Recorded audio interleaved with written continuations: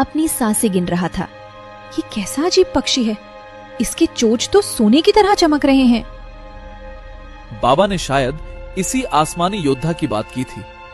भोला ने अपनी बची कुची सारी ताकत बटोरी और भारी चट्टान को धकेलकर उस बाज को आजाद किया और फिर अपने गमछे का कोना फाड़कर उसके घाव पर बांध दिया। कुछ ही पलों में उस घायल बाज में जान लौट आई और उसने अपनी आंखें खोली। मेरी जान बचाने के लिए तुम्हारा धन्यवाद भोला। तुमने एक गंधर्व की जान बचाई है।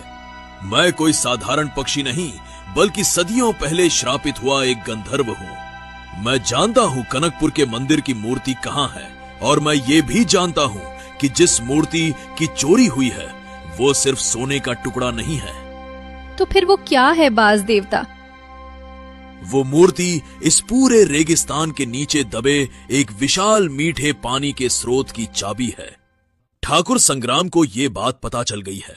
वो मूर्ति को उस व्यापारी को बेचकर हमेशा के लिए इस जमीन को बंजर बना देना चाहता है। हे भगवान, अगर ऐसा हुआ तो हमारा गांव हमेशा के लिए खत्म हो जाएगा। हम ठाकुर का सच कैसे सामने लाए? हमारी बात का कोई यकीन नहीं करेगा। तुम्हें सत्य की गुफा जाना होगा। वहां एक प्राचीन दर्पण सिक्का रखा है। वो सिक्का जिसके भी हाथ में होता है वो झूठ नहीं बोल सकता, लेकिन उस गुफा तक पहुंचने का रास्ता बहुत कठिन है। अगली सुबह भोला और गौरी बाज के बताए रास्ते पर जाते हैं। अचानक उनकी नजर रेत के टीले के पास एक कमजोर और प्यासे गधे पर पड़ी जो गर्मी से बेहाल था। गौरी देखो, ये बेचारा जानवर प्यास से तड़प रहा है। इसे पानी की जरूरत है। लेकिन हमारे पास जो थोड़ा सा पानी बचा है वो हमारे आगे के सफर के लिए है। हम इंसान हैं गौरी, किसी प्यासे को मरता हुआ नहीं देख सकते।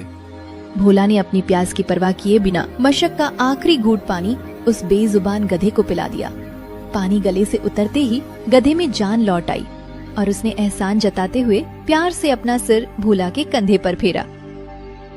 आज से तेरा नाम बहादुर है और अब तू हमारे साथ चलेगा। अपना नया नाम पाकर गधा खुशी से रेंग उठा और एक वफादार साथी की तरह उन दोनों के पीछे पीछे चल पड़ा। उधर ठाकुर व्यापारी से चोरी की हुई मूर्ति की कीमत तय करता है। ठाकुर, मूर्ति के बदले मैं तुम्हें 500 सोने के सिक्के दूंगा। सिर्फ 500? नहीं साहब, ये मूर्ति नहीं, एक रहस्य है, और ये सौदा 1000 सिक्कों से कम में नहीं होगा। आज रात में मूर्ति लेकर पुरानी खंडहर हवेली में आऊंगा, वहीं लेन देन होगा। उधर बाज को बाहर पहरे पर छोड़कर भोला